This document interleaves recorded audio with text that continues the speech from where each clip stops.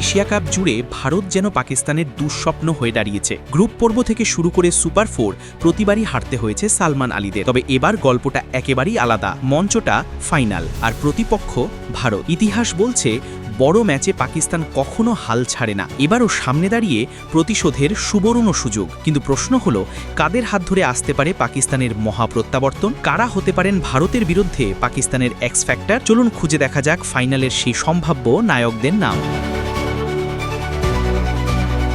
Asia কাপে পাকিস্তানের যাত্রাটা খুব একটা সুখকর হয়নি। গ্রুপ পর্বে হোক কিংবা সুপার 4, ভারতের বিপক্ষে 2 ম্যাচেই মুখ থুবড়ে পড়তে হয়েছে বাবর আজমদের। তবে ক্রিকেটের আসল সৌন্দর্য এখানেই। শেষ বাঁশি বাজা পর্যন্ত কিছুই শেষ নয়। এবার ফাইনালের মঞ্চে আবারও মুখোমুখি ভারত ও পাকিস্তান। আর পাকিস্তানের সামনে এসেছে প্রতিশোধ নেবার এক সুবর্ণ সুযোগ। এই মহারণে কোন খেলোয়াড়রা হতে পারেন পাকিস্তানের তুরুপের তাস, তা নিয়ে আজকের আলোচনা। প্রথমেই আসি ফাকর জামানের কথায়। পাকিস্তান দলে অভিজ্ঞতার প্রতীক এই ওপেনার।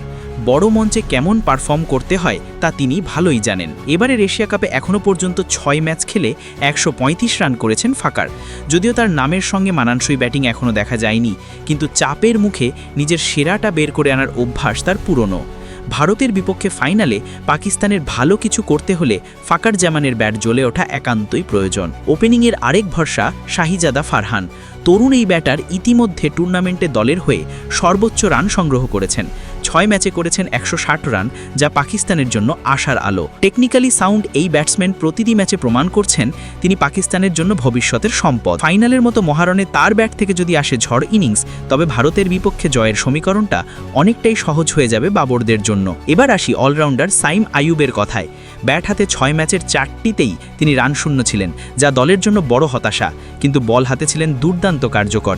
এখনও পর্যন্ত নিয়েছেন 8 উইকেট, আর ইকোনমি রেট মাত্র 6.58। আর বিশেষত্ব হলো টানা ক্যারম বল করার দক্ষতা, যা ব্যাটসম্যানদের বারবার বিপদে ফেলে। যদিও তার মূল ভূমিকা ব্যাট হাতে, তবে ফাইনালে যদি তিনি ব্যাটে বল মেলাতে পারেন, তাহলে পাকিস্তানের জন্য হতে পারেন চূড়ান্ত এক্স ফ্যাক্টর। পেস আক্রমণের নেতা শাহিন শাহ আফ্রিদি তো আছেনই। পাকিস্তানের পেস আক্রমণের অন্য নাম শাহিন।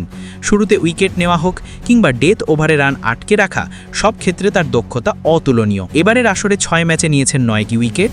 ভারতের শক্তিশালী ব্যাটিং লাইনআপের সামনে পাকিস্তানের মূল ভরসা হয়ে উঠবেন এই বাঁহাতি পেসার। ফাইনালে তার প্রথম স্পেলই ম্যাচের মোড় ঘুরিয়ে দিতে পারে। স্পিন ডিপার্টমেন্টে পাকিস্তানের সবচেয়ে বড় ভরসা অবশ্যই উসামা মির আহমেদ। তার নিয়ন্ত্রিত বোলিং প্রতিপক্ষকে চাপে রাখার সবচেয়ে বড় হাতিয়ার। এবারের আসরে 6 ম্যাচে 5 উইকেট তুললেও তার ইকোনমি রেট মাত্র 5.02। ভারতের মতো ব্যাটিং শক্তির বিরুদ্ধে এই নিয়ন্ত্রণটাই হতে পারে পাকিস্তানের মূল অস্ত্র।